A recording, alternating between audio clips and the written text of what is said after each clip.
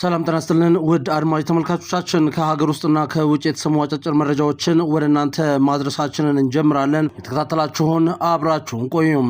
ይህንን ከ792,000 በላይ ሰብስክራይበር ያለውን ቻናላችንን ሰብስክራይብ በማድረግ በየዕለቱ የምንለቃቸው መረጃዎች በፍጥነት እንዲደርሳችሁ አድርጉም። ይህ ኢትዮ ኢንፎ ነው።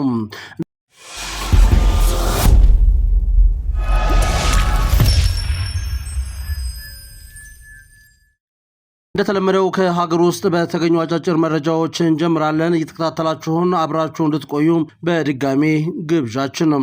የ12ኛ ክፍል ፈተና ከወሰዱ ከ581,000 በላይ ተማሪዎች መካከል ፈተናውን ማለፍ የቻሉት 48,929 ናቸው ተብሏል። 1249 ትምህርት ቤቶች ምንም ተማሪ ሳያሳልፉ ቀርተዋልም ተብሏል። በ2017 የትምህርት ዘመን የተሰጠውን የ12ኛ ክፍል ማጠናቀቂያ ፈተና ከወሰዱ 581,905 ተማሪዎች መካከል ፈተናውን ማለፍ የቻሉት 48,929 ወይም 8.4 በመቶ ብቻ መሆናቸውን የትምህርት ሚኒስትሩ ፕሮፌሰር ብርሃኑ ነጋ ገልጸዋል። ሚኒስትሩ ይህን ያስተዋወቁት የ2017 ዓ.ም የ12ኛ ክፍል ማጠናቀቂያ ፈተና ውጤትን አስመልክተው በሰጡት መግለጫ ወቅት ነው።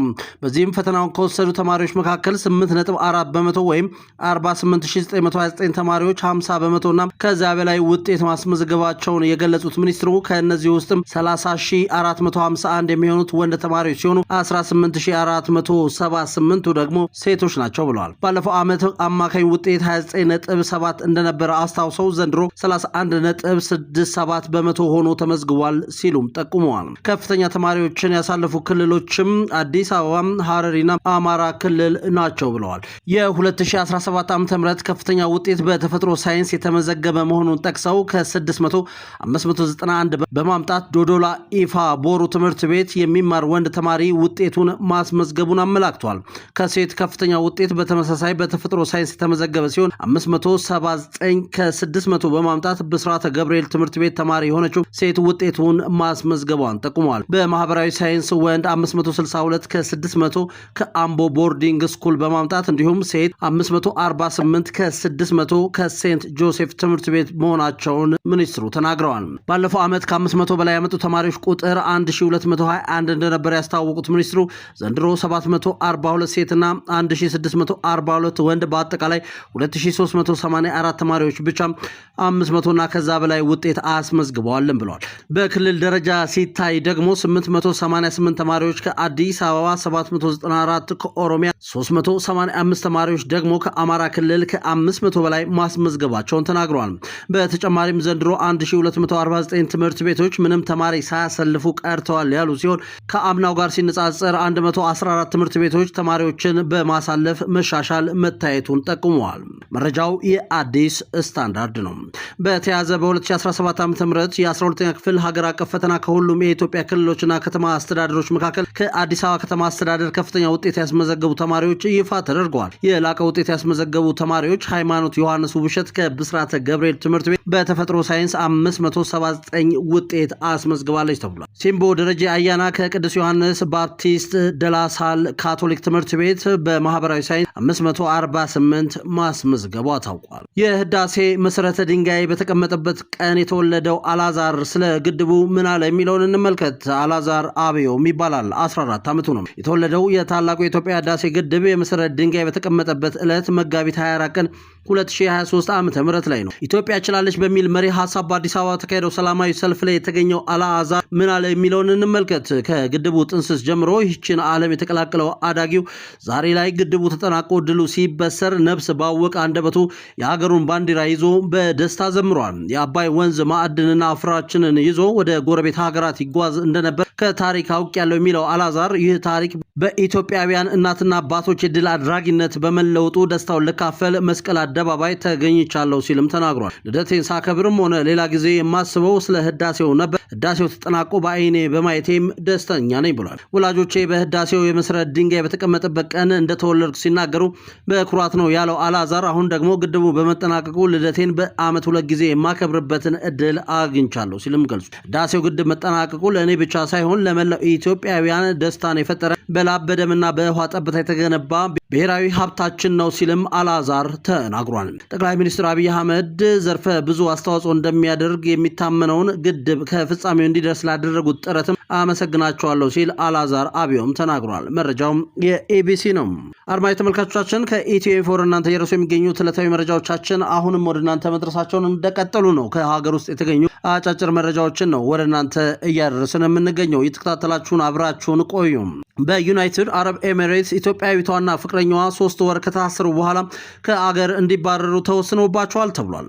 አልአይን የወንጀል ፍርድ ቤት የቀረበውን ክስ ተከሳሽ ስሟ በምህጻረ ቃል ኤምቲ የሚባል የ25 ዓመት ኢትዮጵያዊ ስትሆን ከ30 ዓመቱ ፍቅረኛዋ ኤኤስኤ ጋር በመሆን ከምትሰራበት ቤት ውስጥ ስርቆት መፈጸሟን ያሳያል። ኢትዮጵያዊቷ በዚህ ቤት ውስጥ በቤት ሰራተኝነት ተቀጥራ እያለ ኢትዮጵያዊ የሆነውን ፍቅረኛዋ ወደ ቪላዋ እየጠራች ስታስገባው መቆየቷም ክሱ ጠቅሷል። በእነዚህ ወቅቶችም ሁለቱ በጥሬ ገንዘብ 5000 ድርሃም እና የተለያዩ ውድ ጌጣጌጦችን መስረቃቸውንም አስረድቷል። ጉዳዩ ሊታወቅ የቻለው ከወራት በፊት ማለትም ማርች 25 ቀን 2025 አሰሪዋ በትርፍ ጊዜዋ የምታገለግል ሌላ ሰራተኛ መቅጠሯን ተከትሎ ነው። ይህቺ አዲሷ ሰራተኛም ያደረባትን ጥርጣሬ ለአሰሪዋ ተገልጿል።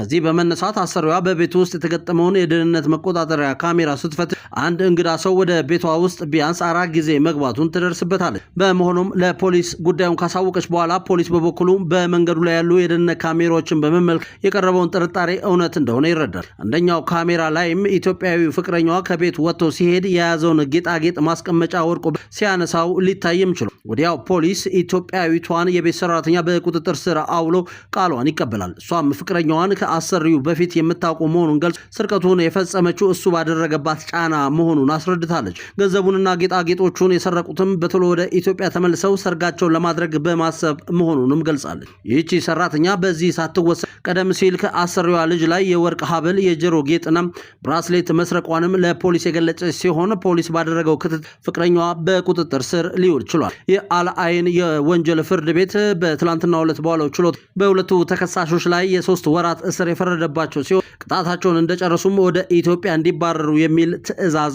ማስተላለፉን ገልፍ ኒውስ ነው የዘገበው።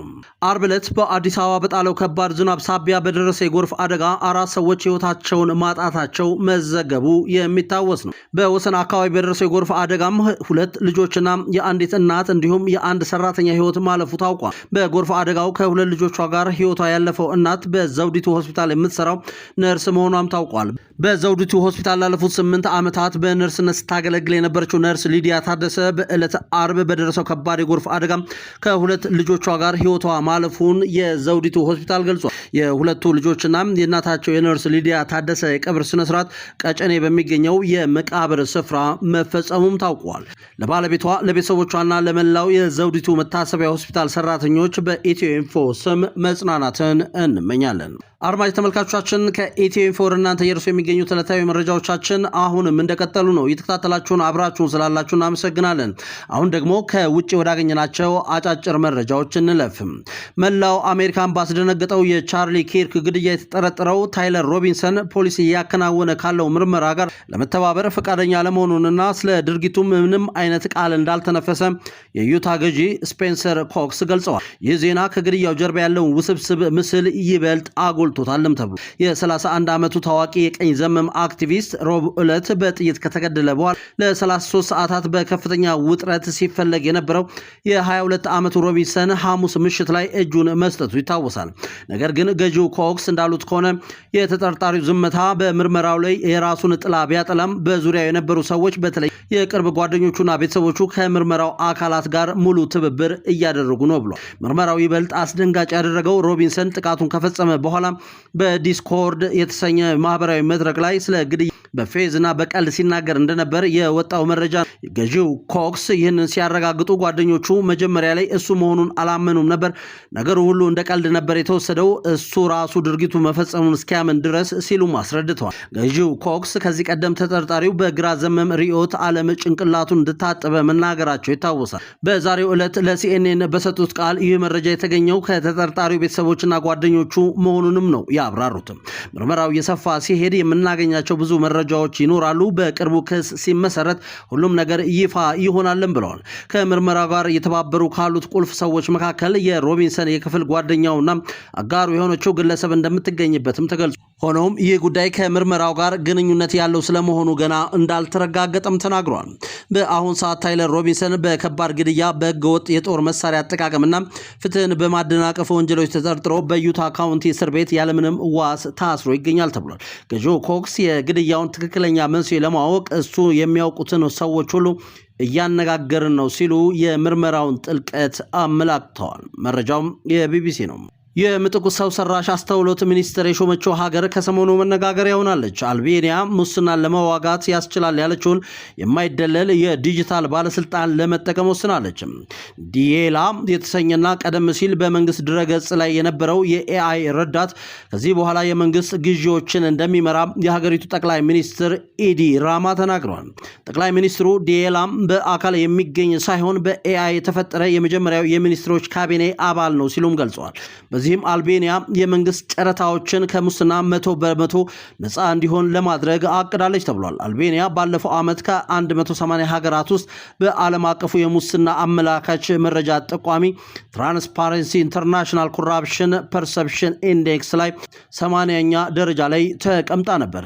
በአልቤኒያ ባለፉት ወራት በቆሻሻ አያያዝ ዙሪያም በተፈጠረ የሙስና ቅሌት 7 የቀድሞ የመንግስት ባለስልጣናት የስልጣንን አላግባብ መጠቀም ወንጀል ተከሰው ተፈርዶባቸዋል። ይህ እርምጃ በአልቤኒያ መንግስት ኮንትራቶች አሰጣጥ ዙሪያ ለረጅም ጊዜ ዘለቀውን የሙስና ችግር ለመቅረፍ እና የሀገሪቱን ወደ አውሮፓ ህብረት ለመግባት የምታደርገውን ጥረት ለማገዝ ያለመ መሆኑ ተነግሯል። መረጃው የአርቲ ኒውስ ነው።